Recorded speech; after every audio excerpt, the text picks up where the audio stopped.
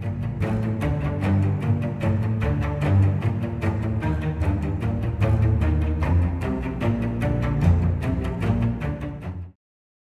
right. First off, we'll start. I know some of you are still trying to find a seat. We definitely appreciate everyone's attendance this afternoon. We'll have a number of speakers to cover, their perspective of, the history of the MPSCS and the impact that it's had on them, the state of Michigan, and their communities. To kind of frame it in, we actually split this into two sessions. We did one earlier this morning with, say, internal. It was the MPSCS team, our Motorola partners, and our LMR Strategies partners, and our retirees. And we really went back over 30 years and celebrated, what does 30 years look like? What has occurred in 30 years? So we have a number of speakers, both currently employed, employed, still working with the MPSCS, and many of the leaders that had retired previously. So what we're doing this afternoon, we invited all of you, our local partners, to participate in this afternoon. And on behalf of all of the team of the Office of Michigan's Public Safety Communications System, we appreciate everyone taking the time today to come in and celebrate 30 years. 30 years in any program in government that has been a success. If you were to think across all government, local, state, federal, not a lot of programs that have lasted the test of time, and leaders and technology changes and partnerships and policies and all that. But to be able to stand up here today, and as well as the rest of the speakers will do the same, what we've been able to do was more than just set a direction for the state of Michigan. It really was to be a catalyst for change 30 years ago. So with that, we'll get it started. I'm gonna, as I shared earlier this morning, I think everyone in our space, when you're sitting with family or friends and they're like, "What do you do for a living?" And we try to explain what we do. Sometimes it's like we're speaking English and what they're hearing is Mandarin Chinese. So we're like, "Oh, how do they not know what we do?" So a lot of credit to our team is we put this together to make it easier. All right, so that made it so much easier for you to understand what we do, because we do so much. But now we made it easier. So if you're having conversations, someone's like, "Hey, what's the MPSCS do?" Just say, "Hey, let me pull up the YouTube. Let me show it to you what they do." So before we get into our first speaker, I want to kind of break the ice for everybody. And my allergies did kind of spook up on me earlier this morning. So in case they pop out again, I'll just take a quick breath and we'll continue moving forward. So, 30 years, 30 years in anything is monumental. But 30 years of the success of a system that has brought so many agencies together is worth celebrating. So, good afternoon. It's truly an honor to stand before you today as we celebrate a remarkable milestone. 30 years of transforming emergency communications for Michigan and across the country. 30 years of Michigan's public safety communication system, also known as the MPSCS, sometimes referred to as the state radio system, the 800 system, the MSPCS, the MPC. I think we've heard a lot of them through the years. But at the end of the day, it's the MPSCS. Back in the day, they saved some money on a vowel, so it made it easier. But there's a story behind where that term came from, the MPSCS. 30 years ago, this program began with a simple but vital mission: to improve the way first responders, public safety officials, and communities connect in times of crisis. What started as a vision has grown into a model of effectiveness, innovation, and collaboration. Today, our critical emergency communication capabilities save lives, protect property, and strengthen resilience across our state and beyond. This milestone is not just about technology. It is about the people and the partnerships that have made this program a resounding success. To our dedicated staff, past and present, thank you for your passion, your professionalism, and your unwavering belief in the mission. You are the heartbeat of this program. To our public safety partners, fire, law enforcement, EMS, 911, emergency management, hospitals, transportation, and countless others. Thank you for trusting this system and for shaping it with your frontline expertise. To our industry partners, your innovation, technical skills, and responsiveness have been critical to advancing our network and ensuring its reliability when it matters most.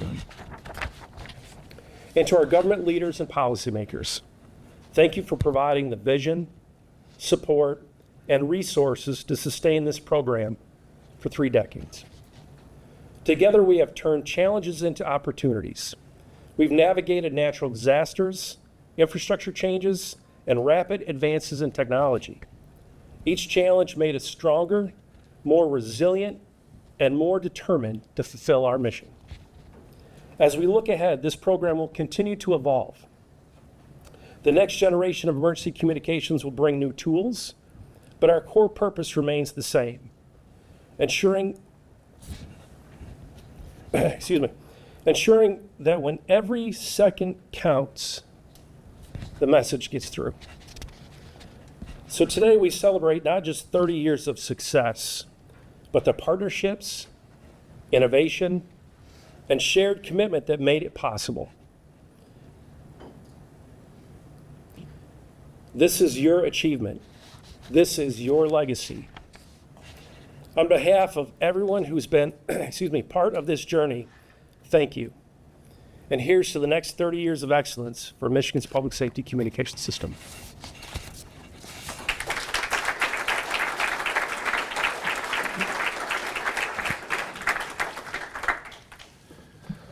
So first off, we have Director Michelle Lange with Department of Technology Management Budget. Our office is part of Michelle's leadership under Eric Swanson's leadership of the Center for Shared Solutions. No doubt success we've been able to have through a number of years has been at the direction of their leadership. So we appreciate the opportunity. Michelle, I'll hand you the mic.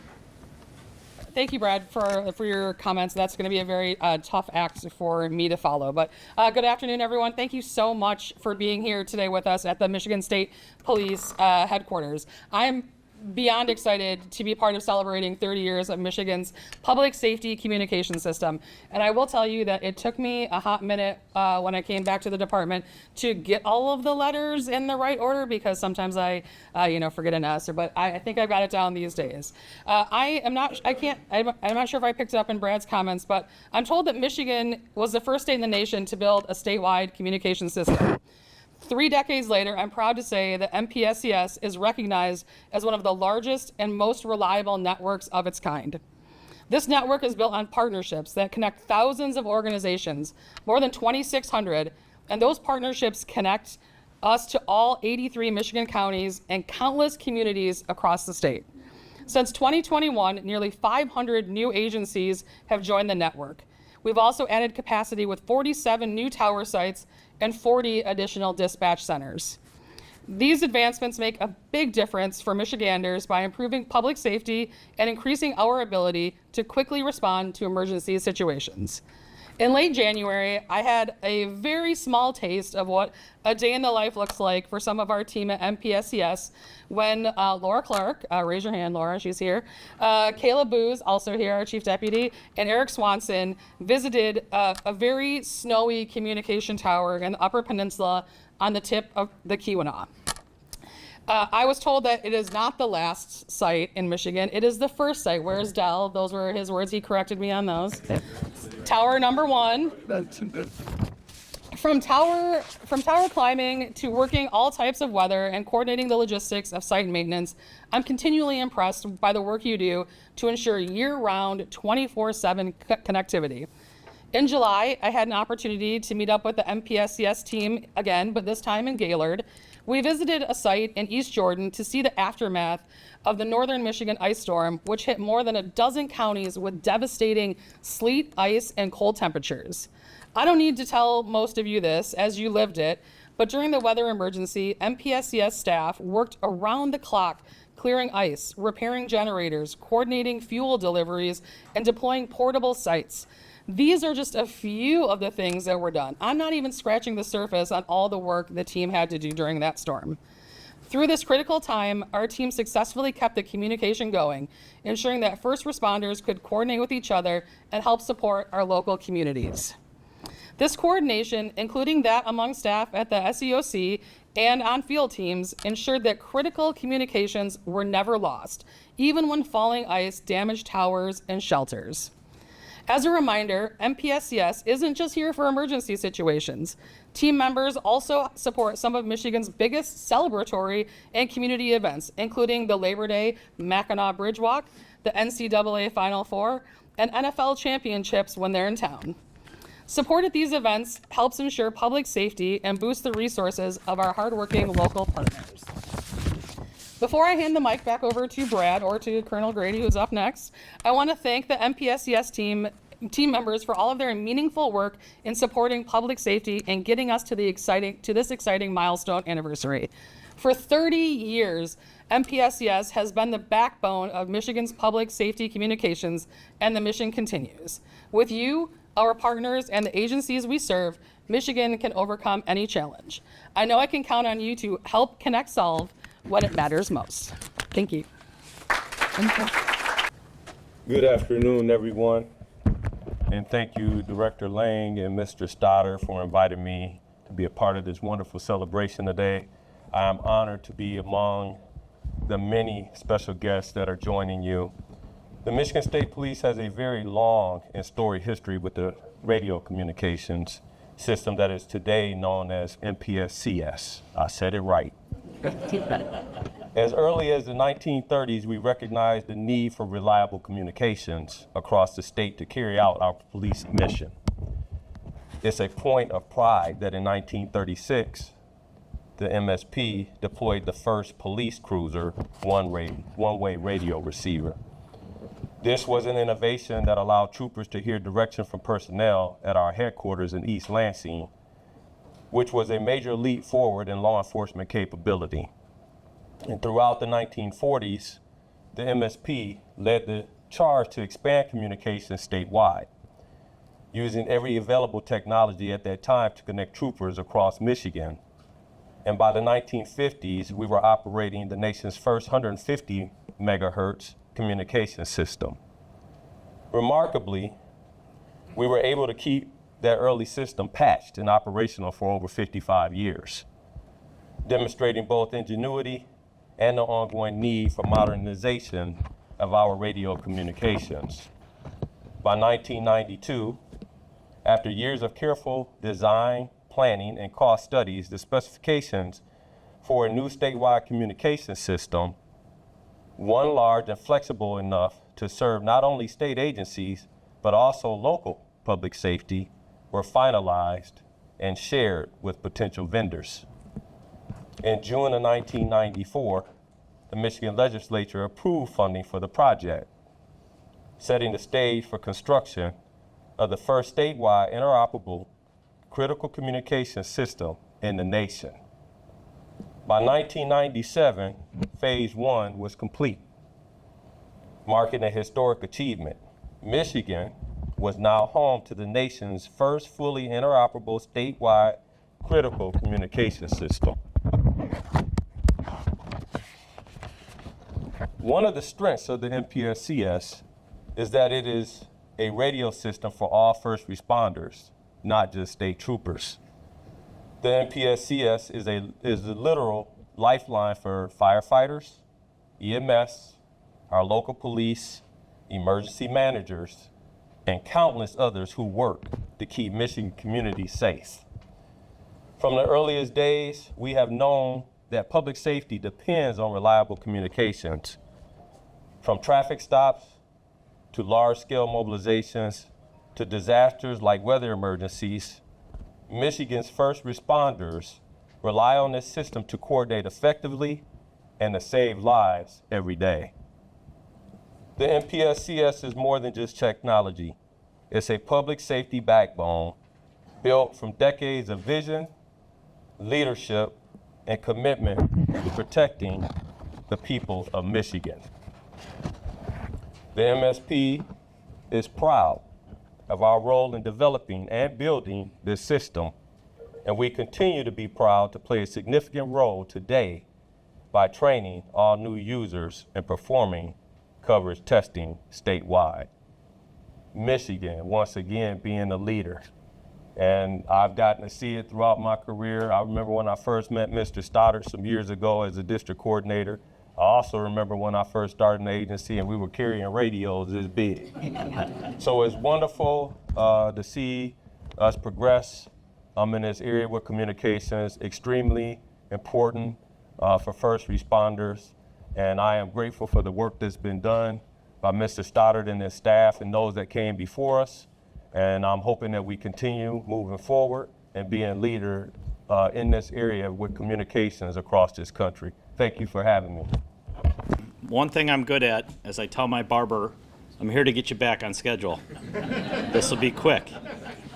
And as the Colonel just laid out, Motorola Solutions has been in business for 100 years, and nearly almost all of that time in partnership with the Michigan State Police and eventually also the MPSCS. I think when I arrived on scene in Michigan, this is also my 30th year with the company, it was 2004, and you had just finished the initial implementation, all the phases as I was going through the timeline. There were 10,000 users on the system. And looking at the chart in the back, there's now 24 simulcast cells. The numbers that were in the video are incredible. And really, to the group, it was a collective state agency effort. It was a collection of individuals at Motorola Solutions. And I think about the meetings that we had, they were called sync meetings. It's Motorola and the MPSCS, sometimes MSP, sometimes other departments that were involved, getting together to make sure that when you're rolling out and implementing the world's largest public safety system at the time, there's a lot of moving parts. And you might say the wrong thing or not. What was impressive to me walking into it, I'd been 10 years with the company and done a lot of different things with other customers, was if we didn't have name tags or badges or IDs, you wouldn't know who worked for Motorola and who worked for the MPSCS. It was that type of teamwork that was created years before I got here, and certainly was going to be the case that we did together. And that's really when I got to know Brad, and the system and the number of users soared. And the Colonel just mentioned it. It shouldn't be walked past that the vision was there to have all users. And he just ran through some of them, but also tribal and federal and private ambulances, and today utilities who are first responders in many cases.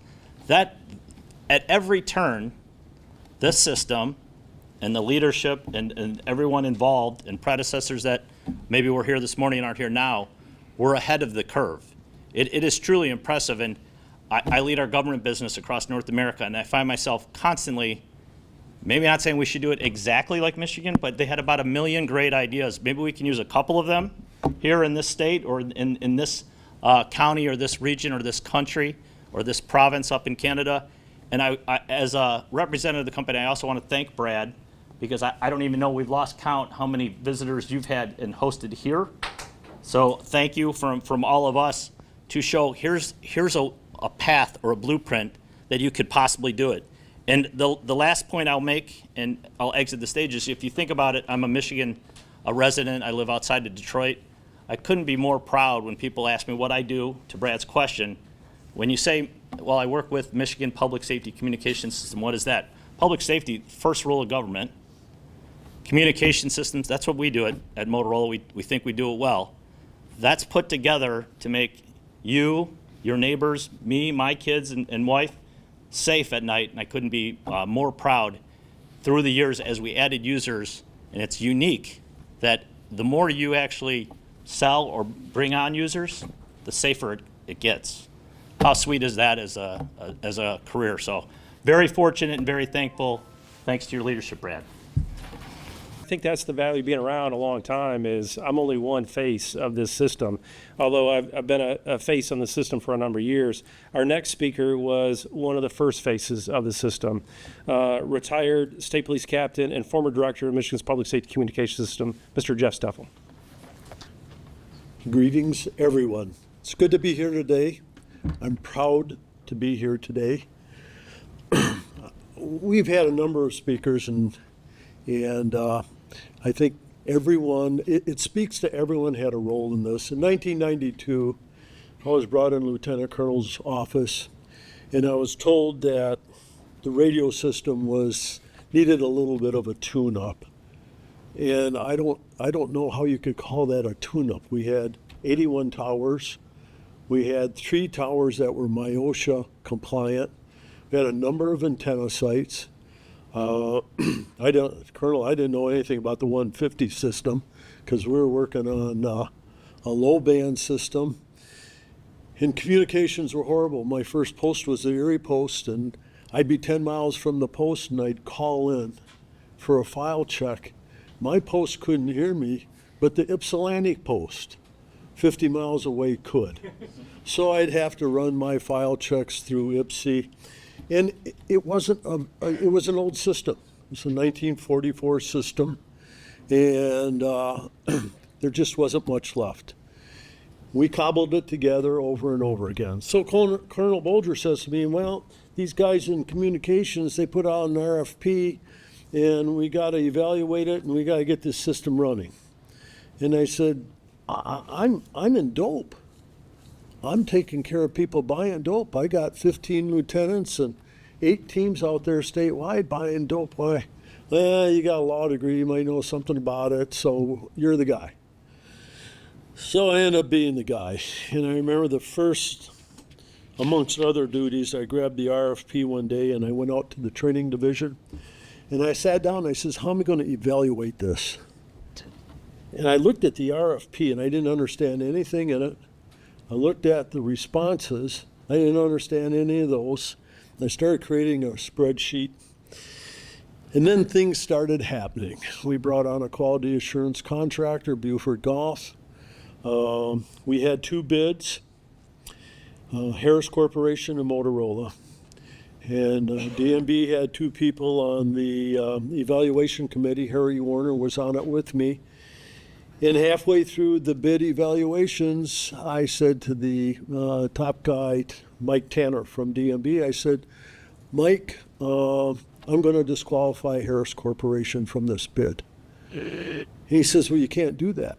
And I said, well, if I can't do that, you build the system. Because I can't build that system. It's 100 towers.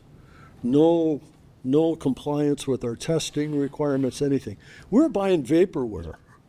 And I talked with Chuck, and they were developing the vaporware. We didn't know what we wanted. We wanted 97% coverage. The state was divided by 2 mile by 2 mile grids, and that's how we were going to put it together. So I had no idea what a big deal was to disqualify Harris Corp. Legislative hearings, governor's office is involved, everybody's involved, all because we disqualified someone. So we disqualified them, and then we got together with Motorola. Our initial contract was 364 pages. Of it, 16 pages were terms and conditions. Those terms and conditions, those 16 pages, took 9 months to negotiate. It involved $187,914,275. And as we got into the system, things started happening. It was going to be 181 towers, $187 million bucks, and we started pushing forward through many, many problems. What you do now is so important, and I don't think, talking to everyone today, you realize just how important of a cog everyone is in the system. There's 137 people working right now. It's an alive system.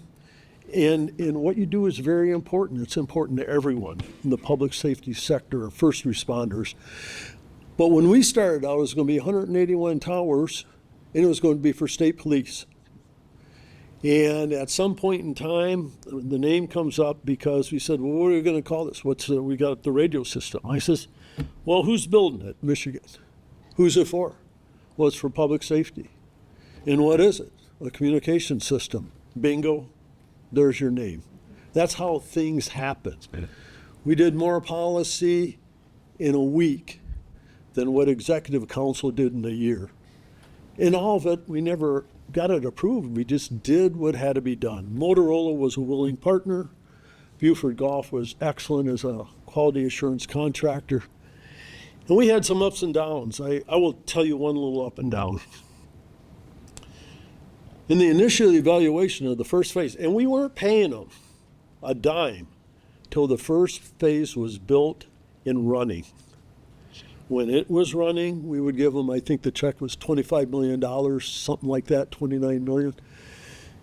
And during the development of the first phase, our quality contractors told us that the Alcatel microwave system, which connected all the towers, no copper, everything was all wireless, probably wouldn't comply with system requirements, which was 99.59 a year on the backbone system and 99.49s a year on the main or on the spur systems. That equates to the system being out 31 seconds a year.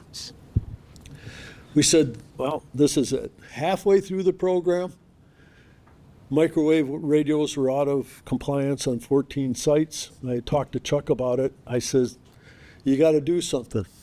They did. They went ahead and had Alcatel radios. And I wasn't sure about these radios either, so we went down to Plano, Texas, and we talked to the people that make them. The place was sterile. I said, what do you do when you don't have a problem? He said, well, we called Dr. Robinson. I said, who's Dr. Robinson? Oh, he's a guy that works up at MIT in Massachusetts. I said, really? And what's he do? He says, well, he goes in his office and he figures it out. I says, well, I want to see his office. So they show me an office, and it's like a 10 by 10 cubicle with a lazy boy and one light. And I said, what's he do in this office? And he says, well, he figures out the problems. I said, how's this work? They says, well, we put him in the office, he goes in there for 2 hours, and he comes back with a solution. I said, you gotta be kidding me. That's the kind of depth of thinking and planning and engineering that ultimately became a part of the system. Motorola had problems with software. They had their software people working on it. We were building something we didn't know what we were going to get. In the end, it all worked out. When we had to test the system, we 2 mile by 2 mile grids. I told Colonel Bolger I want troopers. He says, who do you want? I picked all the union leaders. He says, you want the union? I says, man, if they like it, everybody's going to like it.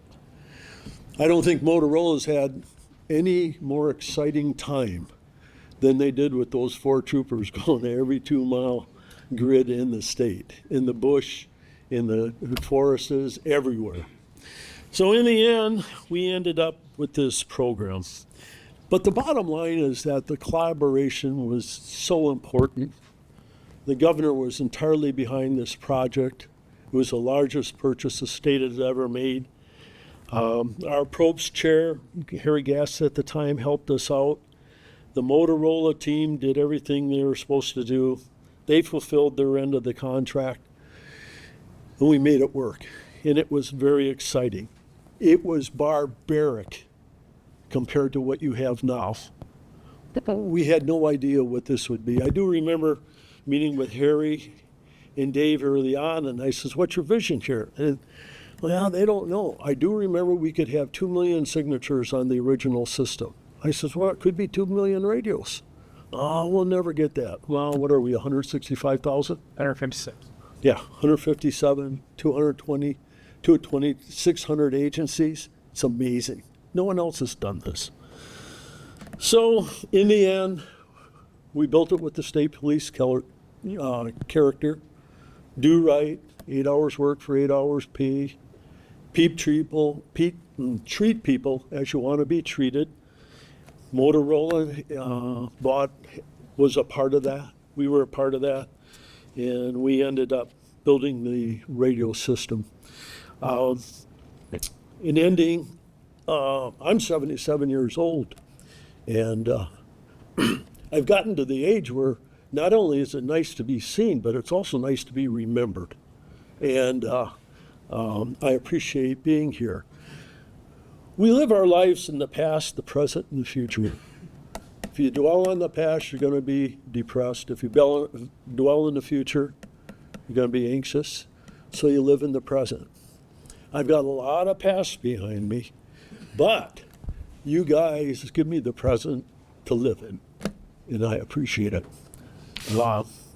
It's been wonderful being a part of this program, and I thank you very much for enduring this speech. Just want to add a little bit to Jeff Steffel. He doesn't talk about much, but it was the knowledge that he had and his skills and abilities that made the magic happen in the early days. He doesn't talk about it that much. We heard about it this morning. Some of us have known that, but his prowess to play chess and get things done were the foundation of what has made us today. There were statutes that he wrote in record time, and when I say in record time, had them introduced almost magically at the end of session that did what was needed for the state of Michigan to have the type of system we have in play today. Jeff doesn't give himself enough accolades for what he did during that time, but he was the master of relationships and getting things done. And he, as he defined 8 hours a day, I think, as you'll hear from Chuck, I think we had more than 8 hours a day back in those days, but it was so much fun. So with that, Mr. Cousino. Good afternoon. I want to start by thanking Brad and his staff, as you hear up here, for their commitment, their passion, and the stewardship of the MPSCS. It's been a wonderful thing. It was a wonderful project when we had it. Where it's at today and where it's going forward, it's going to create a lot of opportunities. When I was putting this presentation together, it reminded me of a conversation I had with our daughter when she was a young teenager starting to wear skirts. And the gist of the conversation was, it's okay that it's short, but make sure you cover the important parts. And that's exactly what I'm going to do here today. And I hope you leave with a couple important parts. Implementing the MPSCS had a lot of challenges. We talked about it at that time. There was cutting edge technology. There was phase one, which was a proof of concept, which was you had to complete it successfully in order to get paid, which allowed us, Motorola, then to go on to phases 2, 3, and 4. We had challenges with site locations, acquisition, and development. We were constantly challenged by local units of government who didn't want our towers on their property. And the RFP had a requirement for very stringent design requirements involving coverage, reliability, and operation. There were many challenges. That's not what I want to talk about. What I want to talk about is why the program was successful. And I think you'll find it's why it's still successful today. The whole thing started out with 3 teams. People brought it up earlier. There was the state. There was Buford Golf, the state's quality assurance contractor, and there was Motorola. Through contract negotiations, mutual trust kind of began to take shape. It was important for everybody to be happy with the contract that was negotiated. We couldn't afford to have one side or the other finish a contract and then not be excited about what we were about to do. On a number of occasions during negotiations, one party or the other would actually point out why while some language was not in the other party's best interest. That was a little bit unusual during contract negotiations for one party to point out why something wasn't to their benefit. But by the end of negotiations, that trust had continued to grow. With implementation, there was always issues. Some were Motorola's, some were the state's. We weren't always in agreement initially, but together we always were able to come up with an acceptable solution. The three teams never lost sight of the goal: build a system we could be proud of as quickly as possible within the terms of the contract. Eventually, we began to function as one unified team instead of three separate teams, and that made a huge difference. That was the reason why things got done and why we were successful. People were putting in lots of hours. It was not easy. The problems were often very large. I like to say, when you're in the swamp full of alligators, draining it doesn't seem like a lot of fun. It did, however, forge many key relationships that I have and other members of the larger team have still today. Over time, you forget about the hardships. I look back on the implementation now as a very exciting, challenging, and rewarding experience. It took a unique team made up of very talented members from the state, Buford Golf, and Motorola, and the key is here, working together to successfully implement MPSCS. I am proud to be a part of that team and the work we did. Scope. I suspect the problems facing MPSCS today and in the future are very similar to the problems that we ran into. Just during the implementation, just like in implementation, it takes a talented team with unique skills to keep MPSCS performing at the highest levels. The demands and commitment are not for everyone. You don't have to enjoy it at the time, but learn to embrace draining the swamp. The result will be fond memories for you. Enjoy the ride. Yeah, thank you, Chuck. I remember one meeting. It was probably when I had the opportunity to sit at the big kids table, and we were at State Police Aviation, and we were going through a change order. And Chuck had this unwritten rule: is if you were critiquing the typer, then it was your job to be the typer. So let's just say there was a lot of people that were typing, but you learned really quick how to provide valuable input versus, hey, that grammar's wrong, because I mean your ass was in the seat typing at that point. But very valuable lesson I learned out of my first meeting there. Perfect timing. Next up is a retired Lieutenant Colonel, Mr. Tom Miller.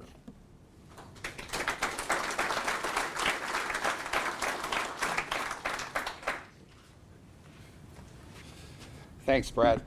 I do have to comment before I begin here. I was a little intrigued, John, by Brad's comments about your hair, given the fact that it's taken him so long to find the closest barbershop in his community. I mean, you know. Anyway, yeah. I wanted to take a little different path with my comments. You heard a lot from Jeff and Chuck about the teamwork and the efforts and everything that had to be done to make the system successful. I want to talk about some of the people that were on the fringes. People that didn't really work for the state police, or they worked for the state police, but they weren't involved with the communications system or part of my team or part of the Motorola team. I want to share with you what I consider to be a watershed moment for the system in terms of the expansion of the project and getting local agency adoption. It happened around 2000.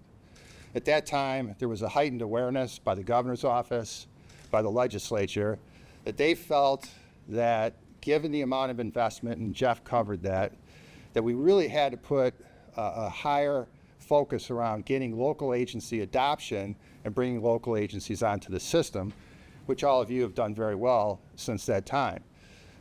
The watershed moment was really an opportunity we had in Genesee County. We had just, I think, finished that phase of the project. It was really the first RFP that hit the street that we could, or I felt, that we needed to win.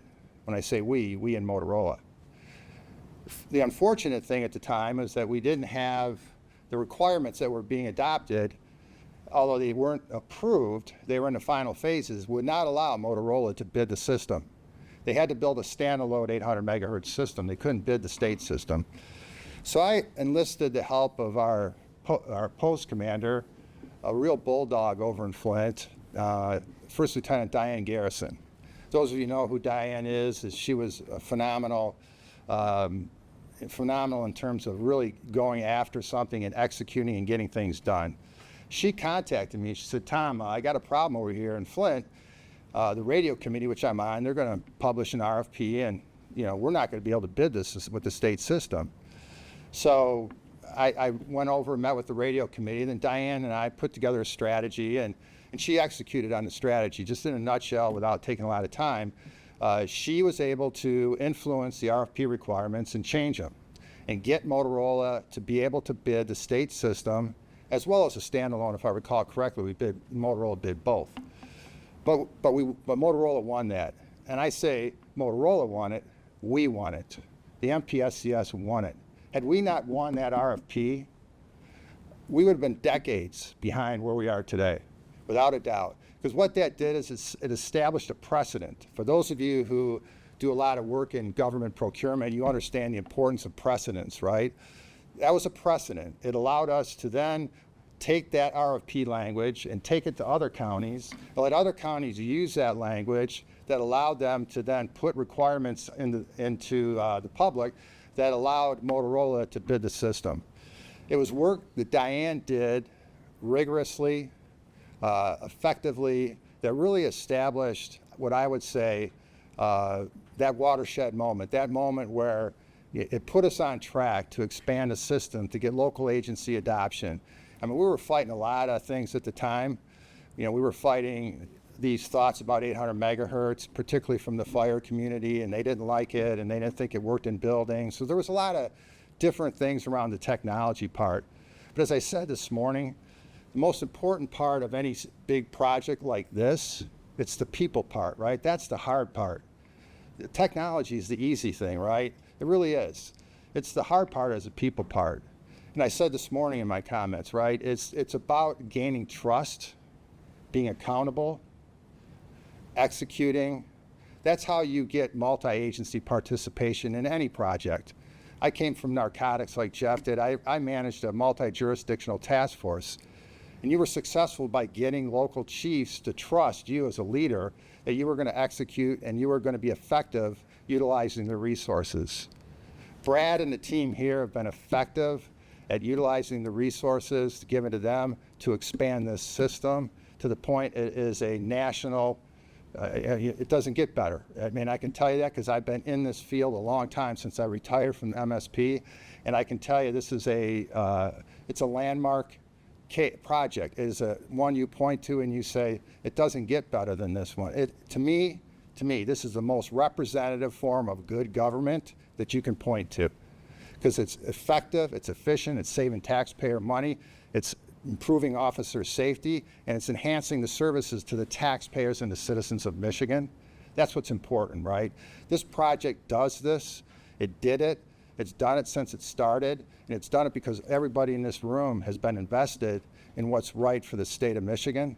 So I thank you for the opportunity to speak here today. And Brad, outstanding job in taking this over when you did it a long, long time ago. And my hat's off to everybody here for the work that you've done. And I'm very confident that you'll continue that work and the system will continue to be successful. Thank you. Thank you, Tom. I had the opportunity to work directly under Tom and Jeff in the early days when I was a young, spirited engineer. I've matured. Not much, but I've matured. With that, next up is another former boss that I worked for. I respect still as a mentor, had a lot of energy in the early parts of the system, even though that he wasn't tied to us. Mr. Ken Theis, former director of Michigan's Department of Technology Management and Budget. Good afternoon, everybody. I'm so glad and I really appreciate the opportunity to speak with you today. I joined the Department of Information Technology in 2001, originally as the Bureau Director for Agency Services, ultimately as the Chief Deputy Director, and then I spent the last 4 years until 2010 as the State DTMB Director and the State CIO. All I can tell you is in early 2000s, right, we had major budget issues, major budget challenges, executive order after executive order and reducing spend. And so one of the executive orders said that all IT purchases will be reviewed and approved by DIT, which means it came over my desk. And so one of the first things that came over my desk was 5 radios that MSP had asked for the MPSCS system. Not having a clue of what MPSCS was, I denied it. And within 24 hours, I got to know a guy named Tom Miller, who called me up and had a very spirited conversation with me. And Tom actually did something that fundamentally changed who I was. He set me up within about 48 hours to travel with a trooper, right? And it was that trip that I had. I spent all day with a trooper. And boy, it was that day that I really understood what law enforcement, what the importance of interoperability was. I was 1 minute in the front seat of the car thinking like I'm a kid in a candy store enjoying this ride with a trooper. To the next minute, we stopped a car that was going 30 miles a mile an hour over the speed limit. And he informed me when he stopped the car, he informed me how to call in the radio if something were to happen to him. And then he showed me where his shotgun was. And all of a sudden, life went from I'm a kid in a candy store to it became real. And it was at that moment, it was a watershed moment for me to truly understand and appreciate everything that law enforcement and our first responders do for our public safety. It's something that I'll take to this day. So it was soon after that experience, though, in 2002, there was another executive directive that came out, or executive order that came out, that actually transitioned the MPSCS system from the state police to the Department of Information Technology. And so I ultimately, within that time frame, became responsible for the MPSCS system. And it was one of the most rewarding experiences that I've ever had in my entire career while here at the state of Michigan. But I will tell you, I am this could be good or bad, I am responsible for selecting Brad Stoddard as the director. So I did make at least one good decision. But look at where we are today, right? MPSCS, who would have thought in 2002, when it did transition, state police had done just a fantastic job setting up this platform, and there were over 5,600 radios on the system, right? When I transitioned out of government in 2010, there were over 70,000.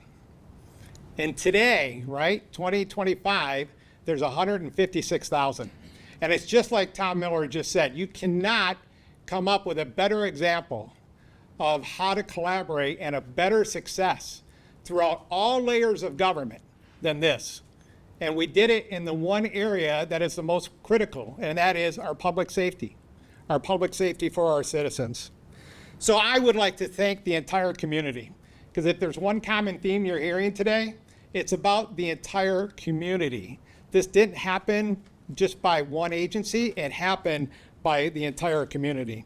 So first and foremost, I'd like to thank Colonel Grady at the state police, because fundamentally it was the state police that had the thought leadership, Dave and the entire team, and the enormous efforts to create this platform in the first place. So well done and congratulations.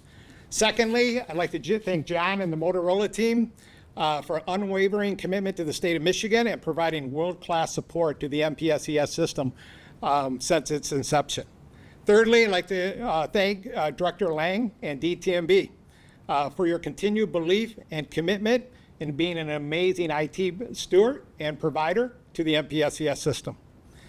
And lastly, and most importantly, I'd like to give a heartfelt congratulations to Brad and the entire MPSCS team, because I want to thank them for their outstanding commitment, their professionalism and innovation, their ability to coordinate, adapt, and respond quickly, their countless hours of work and training. And in the bottom line is I want to say thank you as a citizen of the state of Michigan, because your efforts make a significant difference in the lives of every Michigan resident, our first responders and our emergency personnel every single day.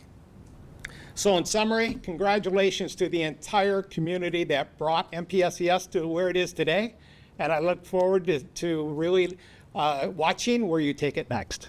So thank you. Thank you, Ken. It was probably one of the best choices you ever made. I can say that. So next up, Mr. Gary Blair. He's the former general manager supporting the Michigan State Police, and he was my boss for a period of time and a great mentor that taught me one valuable lesson early on. Take a book and a pencil with you to every single meeting. Even if you're smart enough to remember everything, write things down, and I still do that today. So thank you for that, Gary. Thank you.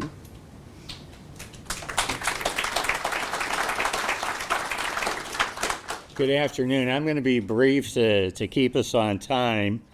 My first involvement with the MPSCS was when I started with the Michigan State Police in 2000.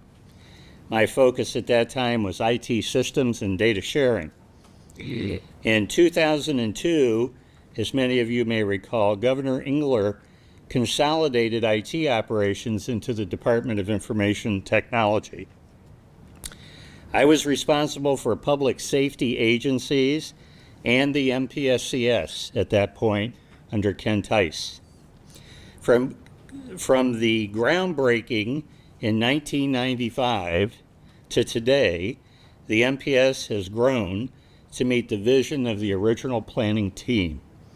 And that's amazing when you think about that. The team came together, they planned what they wanted to do, and they did it. Since 2002, the MPSCS has grown from 152 agencies to 2,629. And they're still growing today. And that's amazing. That's a huge increase.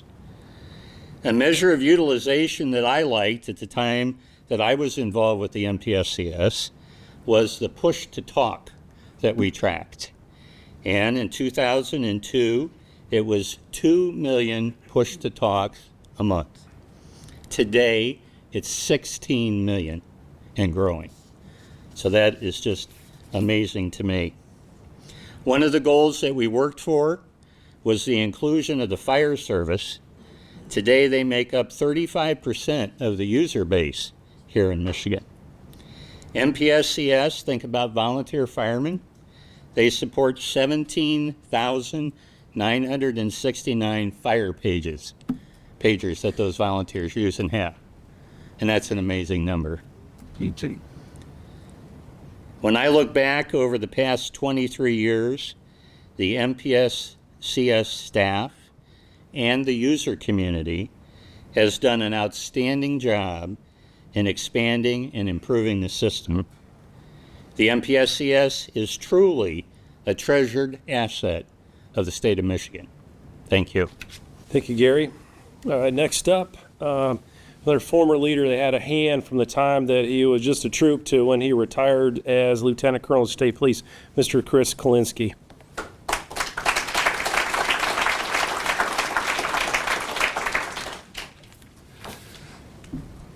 Thank you, Brad. Appreciate it, and congratulations to you and your team and everybody that's here and not here who's been a part of the MPSCS. I made some notes in my experiences with the MPS starting when I was a trooper, and I had to cut that back. Brad said I had 4 minutes, so hopefully I can cut this down. But I really want to focus on some of the uses that I've been a part of. And this goes back to 1995 when I was a new trooper, and we still had the old state system. And with that, you had to master the squelch on it. We consistently dealt with interference. I know Captain Steffel mentioned some of the issues. Sometimes you were talking to the wrong dispatch center. based on where you were. Patching local radios into the system, that wasn't even a thing. You were never really certain that your transmissions went through, even if we had released a long whip antenna, which I wish we could have kept those. Those were pretty cool back in the day, having the whip antennas on our patrol cars. And then if you were outside the patrol car, you not only had to, well, first you used a prep from, I think it was some of the original preps from 1950. It was embarrassing to walk out of the car with those as a young troop, and it's the same prep from 1950s law enforcement movies you saw on TV. And I'm not kidding, they were antiquated.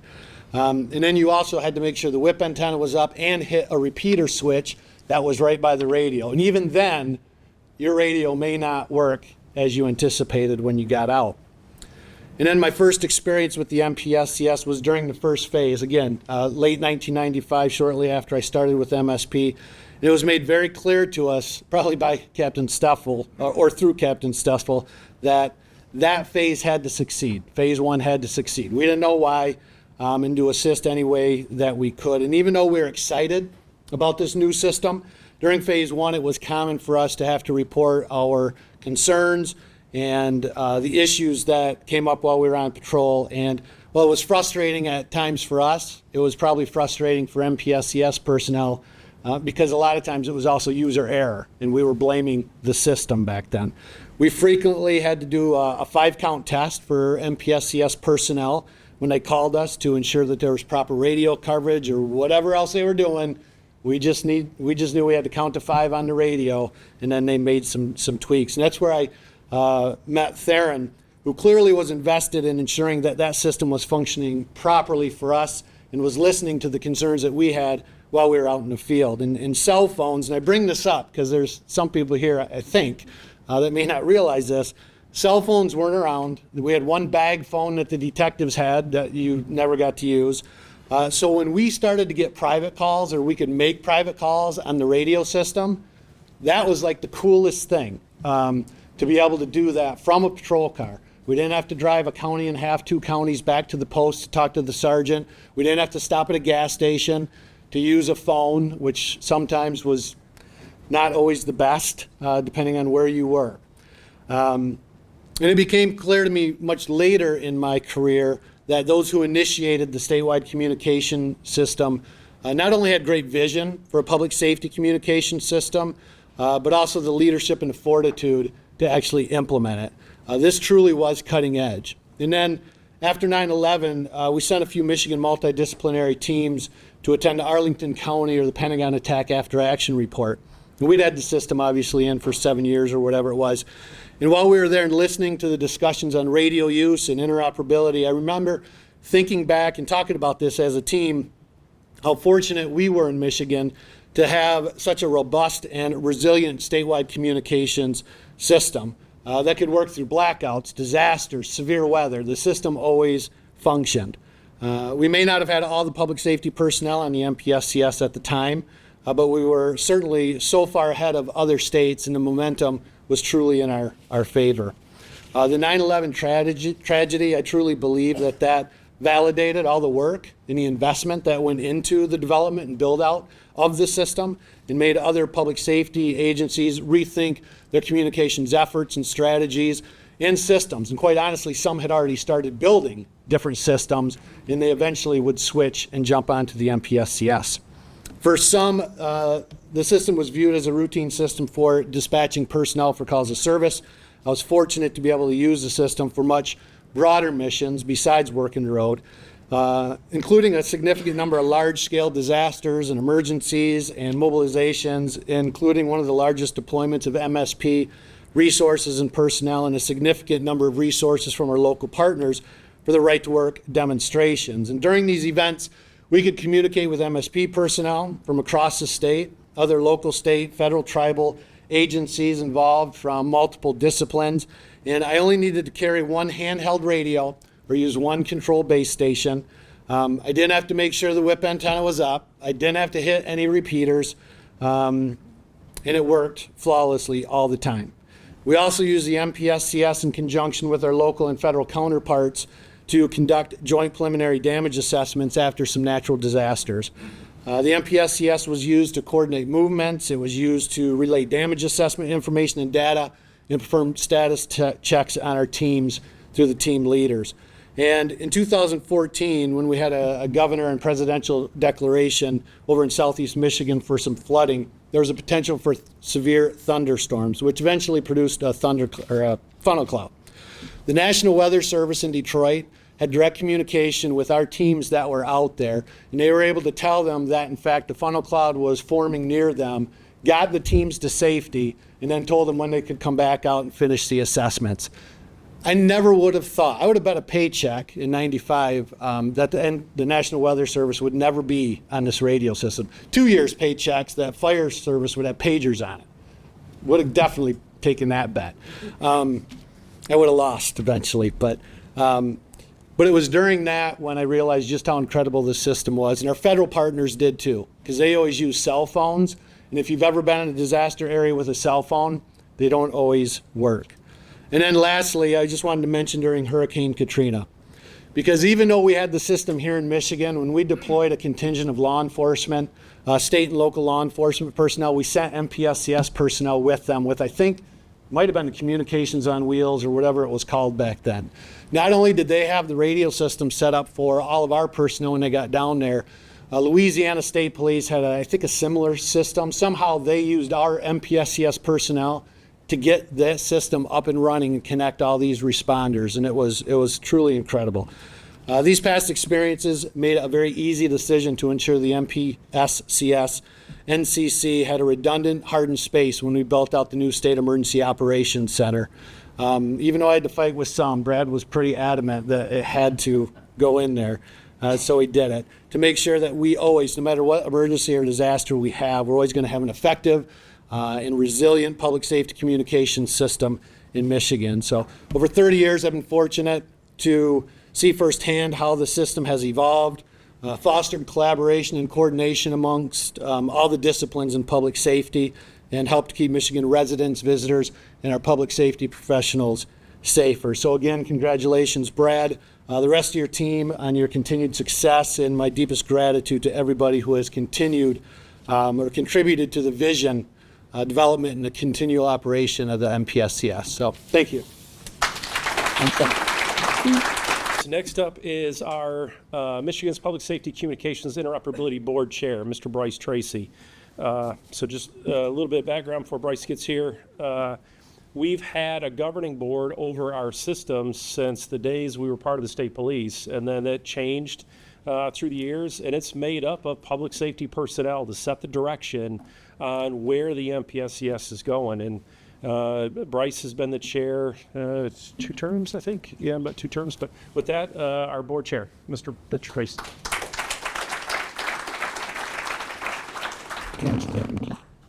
I am standing up, by the way. Thank you.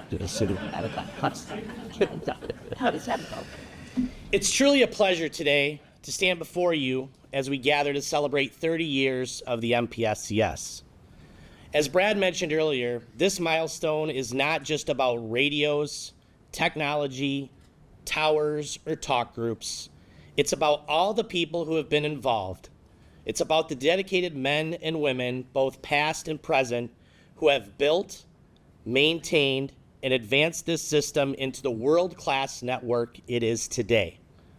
It's been mentioned by many speakers before me, but 30 years ago, there were visionaries who recognized that there was a need to help protect the citizens and the public safety responders in Michigan with a system that was accessible to all agencies, that would allow communications to flow seamlessly, reliably, and across jurisdictions across our great state. The story of the MPSCS is one of excellence and will be one of continued excellence as we move forward. But really, it's about the people of the MPSCS, the community that was mentioned before. But also, I want to recognize all of the engineers, the technicians, the program managers, and support staff of the MPSCS who sometimes work behind the scenes tirelessly, who rarely seek the spotlight, but who provide that critical lifeline that all of us in the great state of Michigan and public safety responders in the state of Michigan safely and reliably depend on. Today, as we all look back with gratitude, we also all share a focus to strive forward with confidence, thanks to the system that we all use and will rely on going forward. The challenges of the future, whether it be a natural disaster, a technological change, evolving threats to our communities and our citizens, will all be met head-on with the confidence because the communications foundation built by the MPSCS is strong and resilient. More importantly, we know that the people behind the MPSCS, again, both past and present, will remain committed, innovative, and mission-driven. Again, today, we not just honor 30 years of communications infrastructure excellence, but 30 years of human dedication. We recognize the original pioneers, but we know that the current staff is going to carry the mission moving forward. And the countless other partners who have shared and worked shoulder to shoulder with the MPSCS to keep Michigan safe, moving on. On behalf of the Michigan Public Safety Communications Interoperability Board, on behalf of every 911 dispatcher, every emergency manager, and every first responder who's ever picked up a radio in a moment of crisis to get that communication through, we say thank you. Your work has saved lives, strengthened communities, and set a very high standard for communications interoperability for both public safety and others beyond. Congratulations to your 30 years of service and excellence, and may the years ahead prosper and be safe moving forward. Thank you. Thank you, Bryce, so much for that. Thanks for your continued dedication to lead the board and your efforts. Thank you for that. Next up, we have Chief Greg Janik, a former board member, but fortunately his passion is still there. So he's continuing to support the board in all the efforts around fire service, paging, and in-building coverage. So Mr. Chief Janik, please. Thank you, Brad. Bryce, I want you to know I'm sitting down, so. You know, as I sit in the audience, it's just fascinating to me to see how this system has evolved with all you folks back there. I didn't realize that the journey that this MPSCS system has taken. I can tell you I'm honored and humbled to stand here, to be just a little fractional part of this. Good. Brad is right. Make no mistake, I have the passion for the people of this system and the system itself. I'm your biggest fan. And I can tell you that to share my experience with you, to give you a little perspective on what we went through as a county, it seemed at the time very unique. And we were on 3 radio systems. Imagine that. VHF, 800 proprietary Harris, and MPSCS. I remember the times we did see the troopers, they would have 2 radios on them. This one worked and this one didn't work. We are a lakeshore community. Lots of lakeshore in Saugatuck and Douglas and Township. We had no radio coverage on the lakeshore. You were out of luck. So the county decided it was time to upgrade the system. And I've heard, like most of you heard, 800 does not work. That's all we heard, it does not work. So I was appointed as president of the Chiefs Association to investigate the radio system. We got very little information from dispatch. It was just an oversight, not intentional. And we were trying to learn about MPSCS. We knew 800 Harris and we knew about VHF. And subsequently, we brought in Al Mellon, radio programmer. The legendary Al Mellon. We brought in a trooper, Andy Janrod, who shared how the system worked, what it would do and what it could not do. So then I had the task of convincing 21 fire department chiefs with change. Was it Mr. Miller? Mr. Miller, where are you? Gone? Mr. Miller brought up the fact that fire service doesn't like change. That is an understatement. It was arguing. It was a lot of myths. We proved it worked. I was proud of that moment. We proved that that system worked. We convinced everyone it worked, but here was the problem we had in Elgin County. Who's going to pay for it? The county said they would pay for the radios, for the pagers initially, and for the system. We could save a lot of money by going to this system. So here was what I suggested to the Board of Commissioners at the time I was put on the spot. We got chief's approval to migrate to 800 system. But then we had to convince the Board of Commissioners to pay for it for the fire service. And we looked at several factors that helped us with that decision that went to the Board of Commissioners. Interoperability. Those of you that know me, that's my middle name. We need to work together. We need to be progressive, innovative, or we will fail. And what has happened is with this system, we are able to convince taxpayers and legislators and officials that a cost-shared system made sense. Interoperability made sense. Shared investments made sense. Upgrades that we didn't have to pay for made sense. So that economic driver is what put the Board of Commissioners on our side. We could talk all day long. I could talk with you until Friday about what this radio has done and how it has saved lives. You know that. The challenge was it's about the money. And that was the posture we had to take in Elgin County. There's not a fire department in Elgin County that would go back to any other radio system. It works. It's the best. And I think most of the people in this room have made it that way. So thank you for listening. I'm just very excited about the system. And Director Stoddard is one of the finest individuals I've ever worked with. And I thank you for everything you've done. Thank you, Chief.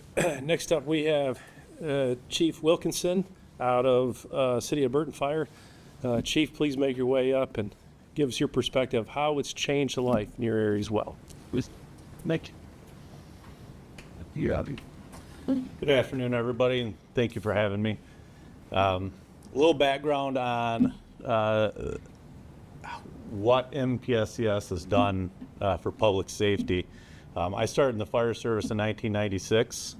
In 1999, I started working with Genesee County 911 as a dispatcher. When I started in the fire service, there was no need to give everybody a fire radio or a radio at all. We talked face to face. We had a handful of fire radios. They were used to let dispatch know you received the call, that you arrived at the call, and that you left the call. And other than that, it was so the guy that got dropped off at the hydrant could tell the fire truck he was turning on the water. Other than that, we didn't use it because we're on a VHF system. We had 2 fire channels for the entire Genesee County with several fires going on at the same time. And the funny thing is, a lot of times you couldn't hear the other fire because you couldn't talk more than 10 miles away. When I hired in at Genesee County 911, we had a radio screen that might have had a dozen radio channels on it at the max. A couple of police channels, a couple of fire channels. EMS, we talked to them on the phone. They didn't have radios that we communicated with them. The system was old, it was antiquated. We constantly had gray page out, putting Band-Aids on, fixing this, fixing that, swapping parts out for this, for that. Our private radio contractors out doing the same thing. So after several years of planning, the RFPs, getting things worked out. In the early 2000s, we were brought on to the 800 megahertz system. I think we were one of the first simulcast systems in the state. We went from, I think, 3 or 4 radio towers to 6 or 8 radio towers, all interconnected. We were connected to the state system through a link down to Oakland County and Holly. If we lost connection with that tower and lost connection with the state because of our simulcast system, we could still operate within our county. And we never lost communications with the fire service or the police or even EMS. We could now talk to EMS on the radio because we went to this 800 megahertz system, and we brought all the EMS companies on. Approximately 12 EMS companies, we brought them on to the 800 megahertz system with us, so we could start dispatching them via radio versus calling their base on the phone and asking if they actually had an ambulance available. We started keeping track of ambulances and who was where and providing service. The biggest asset that MPSCS has provided us is the ability to talk interagency, police officers talking to firefighters, firefighters talking to EMS. We can all talk together.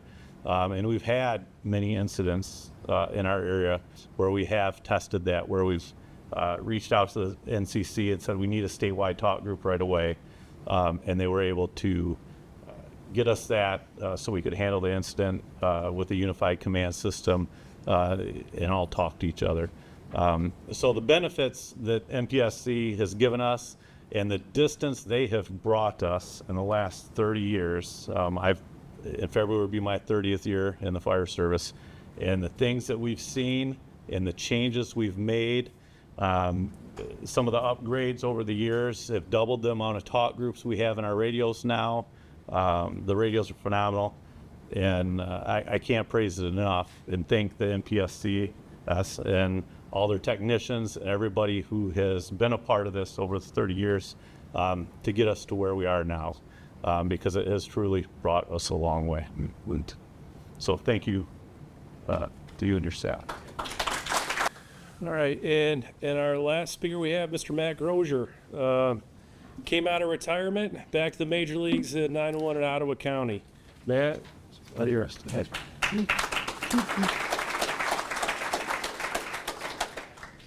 Good afternoon. As Brad mentioned, my name is Matt Groesser. I'm the Executive Director of the Ottawa County Central Dispatch Authority. Truly an honor to be here with you today to help celebrate 30 years of public safety excellence with Michigan's public safety communication system. While I've been with Ottawa County for just over 2 months, my experience with MPSCS goes back much further. I spent 26 years in Kent County managing its 911 center and eventually serving as its emergency manager. I was fortunate enough to be part of the team that replaced a hodgepodge of multiple radio systems. It seemed in Kent County that every municipality had its own system there for a while. Everything from VHF to UHF, a handful on 800 megahertz already, but the situation was chaotic. Interoperability was a myth. It was literally impossible for some agencies to communicate with others. Even within agencies, radio coverage was a significant concern. I remember hearing dispatchers regularly struggling to understand field units because of weak radio coverage within our area. Making the decision to move Kent County's public safety communications to the MPSCS was a defining moment for our team.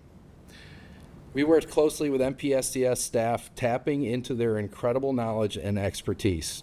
For us, joining the system was about providing our local first responders, many of whom were my close personal friends, with the best possible solution for their radio needs. We effectively removed the word static from their vocabulary. We bridged many of the communication gaps that we had, and most importantly, we restored trust by operating off of this system. This positive experience in Kent County was echoed across Michigan as more and more counties demonstrated their trust by joining the MPSCS. The system has evolved into one of the largest and most advanced public safety communication networks in the world. It's more than just technology, though. It's a foundation of trust that ensures that the connection is there when Michiganders need it most. And that evolution hasn't stopped. MPSCS continues to lead by hosting important events, such as the annual statewide Interoperable Communications Training Conference. That is quite a mouthful. Which this year took place in Muskegon back in March. It also tackles complex technical and operational issues head-on through work groups, topics like AUXCOM, encryption, and public alerting.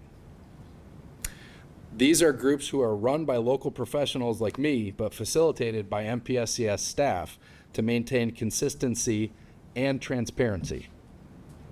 This is a prime example of good government working effectively for the people.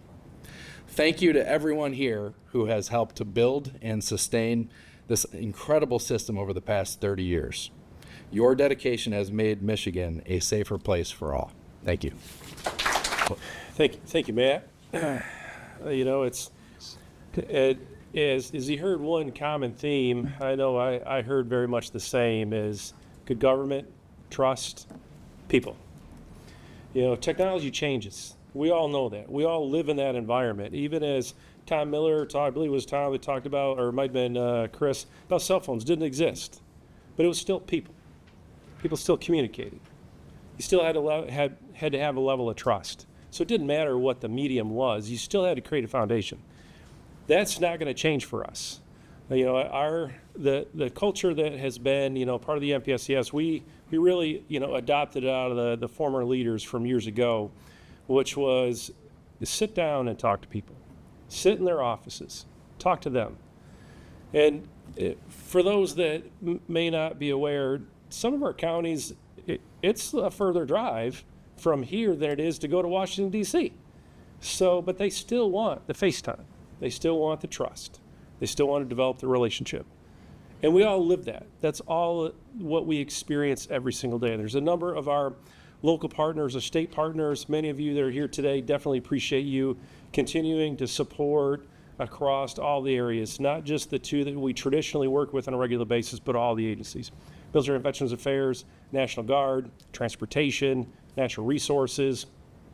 And I think this is one of the things, you know, many years ago when we were sharing with the legislator, when they just made the assumption that it was just the state police that used the system, and we shared with them that it's every executive branch agency, the legislative sergeant of arms, and the judicial system. So all three branches of state government are users of this system, and not just in pockets. They're all using it just as Chris identified, or others. They're using it for their means to do every day, or what we've, you know, many that have worked in the disaster scenarios, the definition around a blue sky day and a dark sky day. You get used to using the technology in a blue sky day. So when the dark sky days are there, you already know how to use it. And that's the foundation of the people and trust. The worst time to get to know your peers and partners is in a dark sky day, because you're scrambling to figure out what you need to do anyways. And I think as we've, you know, heard through all of these great speakers that were sandwiched between my start and my end, it will continue to be around the people, the trust. We've seen 3 generations of technology change over 30 years. And I think that's what gets lost sometimes. It's just the system, the MPSCS. But we've watched 3 cycles of technology, 3 easy cycles. There's a lot of smaller pieces that are in there, and people have come and people have come. But the mindset, the mission is all the same. It's focused on public safety. And what we do, you know, inherently, our office, we're the Wizard of Oz. We're behind the curtain. We're not the ones that are responding out there, but we're making it sure that everyone needs to respond in an incident. A blue sky day, cat in a tree, dark sky day, ice storm. Everyone that needs to utilize that system are utilizing it. You know, we didn't cover as much, but most recently the ice storm, this was, you know, a very interesting piece. From the system standpoint, that was probably the most catastrophic event in the history of the MPSCS. We had at one time just under 50 of our tower sites running on generator across the state. what some may not have known, at the same time the ice storm was going on, there also happened to be a tornado in the southern part of the state. It impacted utilities there. So we had all across the mitten sites running on generator. And as we were working with, our peers within the State Emergency Operations Center and highlighting the need to get propane fills, this was still winter. We're good government. We don't plow our sites in the wintertime unless we have to. We hadn't plowed our sites, and now we had to. But it was a different kind of plowing. We had trees that were blocking the roadway. We had power lines that were across the roads to get in. For those that had not seen probably the catastrophic events in that space, it really is mind-boggling when you look at it. We had never seen that type of impact on the system, both from a financial impact, but how we essentially threw people at it to go make the magic happen, if you will. Our leaders, they're trained in this. This is what they do. There was never anyone in that event that said, that's not my job title, I can't do that. They were picking up chainsaws. They delivered gasoline to people that were trapped, so their allergies, damn it. So their generators would continue to run. There was more than a communication system, and I think that's what, as I culminate the end of this, it's the people. Man, there is no doubt about it. The people that have had a hand in this system from the beginning, in the middle, and still today, and those that'll be in the future. And they are, the heartbeat of this system, because the passion that they have and that are supported by all of the personnel, it truly is amazing. And, I've lived and known this is good government, but hearing that so many times today, that really is the telling story. How many times that, especially those of us that live in government, where you scratch your head like, what are we doing? And this is one of those examples where you're not scratching your head, you're going, this is exactly what we're doing, and this is why it makes sense. So I appreciate all of you taking the time today, especially leaders from many state agencies are here, those that have traveled down that are retired, those of you that started in the system years ago, those that I know were at the legislature earlier and made it back in between to get their time. Because it was the voice of all of you that I've known, I've heard for years. It's important for everyone else to hear that as well. Because many times, even as we talk about the MPSCS, the radio system, we're supporting other solutions for public safety out there. We know the growing need for the communities is there's less money, there's less people. So how can we continue to take the same good government model and help solve their problems? Not compound their problems, step in and help solve them. And again, what we've learned through the years, technology doesn't always solve problems. Sometimes it just adds to it. Man, you get the right people in the room, they can solve those problems. And one thing is looking back on the early days of the MPSCS is it was very much like a startup. There wasn't a playbook that we had that said, okay, step one, do this, step two, do that. It was very much as Jeff Steffel identified. The name of the MPSCS, very simple, made sense. Let's go with it. But it was teams of people solving problems. A couple things that we put a lot on social media, and we're going to continue to do that. We captured some prior leaders on some recent podcasts. If you're not following our podcasts, there's an opportunity there to see some of the history of the MPSCS. Also, if you weren't aware, this month, Governor Whitmer, she actually provided proclamations in the back of the room that September is Michigan Public Safety Communications Month in celebration of 30 years of the MPSCS. So as we look back over 30 years, there's a lot of history, and I think I'm going to continue to borrow from some of Jeff's comments. There's a lot of the past that it's good to look at but not live in. There's a lot of future in front of us that we can try to shake the magic 8 ball and see what it's going to give us as an answer. Yep. But it's the today. It's the today that's going to set the tomorrow. And it's the people that are involved in the today that set the direction. set the leadership. They will drive where we go tomorrow. For, one other small tidbit that to share, around the history, we didn't get the opportunity to celebrate our 25th anniversary. Happened to be right in the middle of this, minor global incident. But we made sure we weren't going to lose out on the opportunity to bring all of you with us today and the others to celebrate what this has been for the state of Michigan. And what started as a solution for the state of Michigan has been a catalyst of change for public safety across the nation, around the globe. We've had other countries visit us and ask us, how are you doing this? How did you do this? And it was never around the money piece. It was people. Where did you find the people? How do you train the people? And we were real honest. Veterans, they know what a mission is. Public safety, they know what a mission is. There's a few of us in the middle. Yeah, we know what the mission is too. But we didn't come from either one of those. But we understand exactly what it does. But it makes up that entire team. But it's, the old adage of the ingredients. You bring a bunch of ingredients together, you hope that it's going to make something that tastes good. And from the very beginning to where we're at today, it still tastes great. So with that, I thank all of you again for taking time out of your day, for making the trip in here for this, to be part of the celebration of 30 years of great people, both that worked as part of the system and, more importantly, our partners across the state. Over 2,600 agencies, local, state, federal, tribal, private. And when I say private, that's many cases our utilities or private EMS. But we're all working together with the same focus, how to do it better. So thank you for that. Have a great day. Thank you. Thank